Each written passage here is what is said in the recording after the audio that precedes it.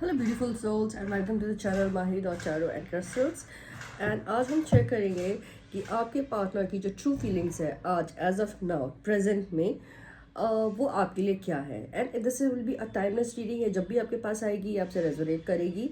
और इसमें कोई भी बाउंडेशंस नहीं है कि नो कॉन्टैक्ट सिचुएशन है या नहीं है, ये गर्लफ्रेंड बॉयफ्रेंड के लिए है या आप किसी की तरफ आपका कोई अफेक्शन है या आप किसी में इंटरेस्टेड है, सब कुछ नहीं है। ये किसी के लिए भी हो सकता है, ये जिससे भी रेजोनेट करेगी, ये जिसकी भी फीड में आ रही है, this reading will belongs to that person. This will be a timeless reading. और ये बहुत ही रैंडम है। मैं एक वीडियो बना रही थी, उसके साथ में मुझे लगा कि मेरे को ये भी बनाना चाहिए, ये वीडियो बनाना चाहिए कि आज प्रेजेंट में कि एज ऑफ नाउ आपके पार्टनर आपके लिए क्या सोच रहे हैं, उनकी ट्रू फीलिंग्स आपके लिए क्या है। सो लेट्स चेक कि आपके पार्टनर की ट्रू फीलिंग्स क्या है।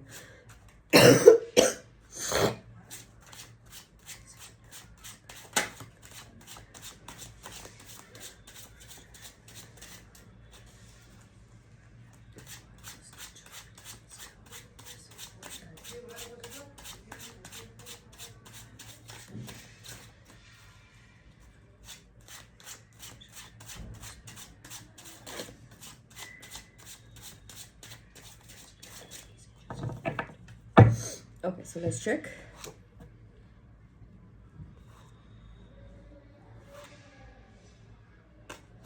I think I need to shuffle it again.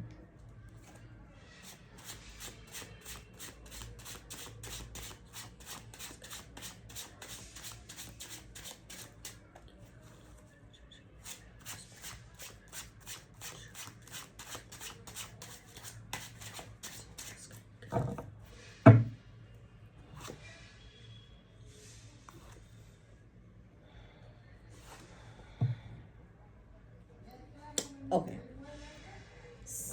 So पहला कार्ड जो है वो मेजर अरकाना का आया है, डेथ का कार्ड आया है। तो ट्रू फीलिंग्स की अगर हम बात करें तो यहाँ कुछ ना कुछ ट्रांसफॉर्मेशन हो रहा है। कोई ना कोई आपकी लाइफ का कोई ऐसा कोई पार्ट है जो कि ये साइकिल है जो कि एंड हो रहा है, and it will be transforming into something transforming. ये हो सकता है कि अभी आप थोड़ा सा कह सकते हैं कि दिस इज़ अब बहुत ज़्यादा सेटिस्फाइड नहीं हो इस ट्रांसफॉर्मेशन से। ये जो भी ट्रांसफॉर्मेशन जो आपकी लाइफ पे चल रहा है, आप इस पे ना सेटिस्फाइड नहीं हो। सेटिस्फाइड इन सेंस कि हो सकता है कि उनकी जो ट्रू इमोशंस है या तो वो खुल के बता नहीं रहे हैं, या हो सकता है कि आप कहीं ना कहीं नो कॉन्टैक्ट सिचुएशन में आ गए हो, या देयर आर थिंग्स कि आप अपने पार्टनर से कुछ एक्सपेक्ट कर रहे थे लेकिन वो चीज़ें हो नहीं रही हैं, या तो फिर वो आपको कमिटमेंट नहीं दे रहे हैं। अगर बहुत सारे लोग कमिटमेंट की बात करें अगर, तो हस्बैंड वाइफ में हो सकता है कि कोई लड़ाई झगड़े चल रहे हो, या हो सकता है कि उनके साथ में रह के उनकी लाइफ का कोई साइकिल एंड हो रहा है। But this ending is giving you lot of restlessness वाली एनर्जी है, which is not giving you lot of एक कह सकते हैं कि आपको बहुत ज़्यादा फ्रूटफुल गेन नहीं हो रहा। जो आपने सोचा था वो नहीं हो रहा। बेसिकली चीज़ें तो आ रही हैं लेकिन वो उस तरीके से नहीं आ रही जिस तरीके से आपने सोचा था। But then do not worry, I think universe is getting align with your energies. आप मैनिफेस्ट करते रहिए, ठीक है, and keep doing your work. आप अपना एक्शन मत रोकिए किसी भी चीज़ के लिए। अगर आपको बात करनी है तो मैं ये नहीं कह रही कि आप उनको बिल्कुल एकदम बजी करते रहो, नहीं, वो नहीं करना, ठीक है। आपने एक मैसेज छोड़ दिया या किसी तरीके का कोई कांटेक्ट करने की अगर कोशिश करी, but then do not irritate the person. आप अपना एक्शन लेते रहो, ठीक है।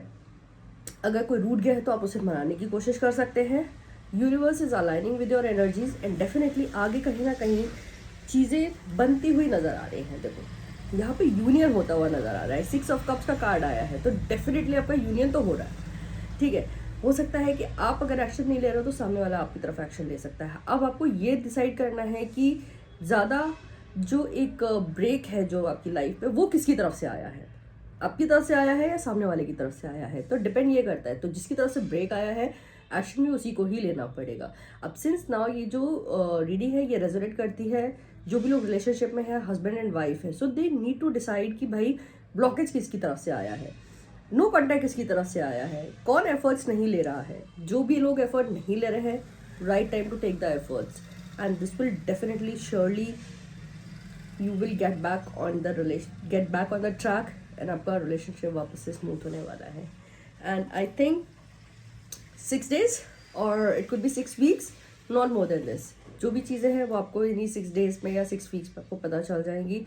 And I am sure you guys will be going back together again.